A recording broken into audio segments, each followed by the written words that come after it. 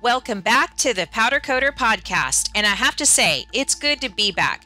After my co-host husband, Ross, got into a serious motorcycle accident in May, we decided to take a break from production over the summer to focus on getting him healed and back to work. He's improved a lot and found some new perspectives along the way. Also, I would like to announce that this is our 50th podcast interview. We are so grateful for your continued listenership and support of the show. Now, on to the show. Remember when you first started dreaming of your very own powder coater shop with all your ideal equipment? You know, before you started putting pen to paper and adding up all those costs, chances are you landed on this next guest's website and went to bed dreaming of your perfect blast setup.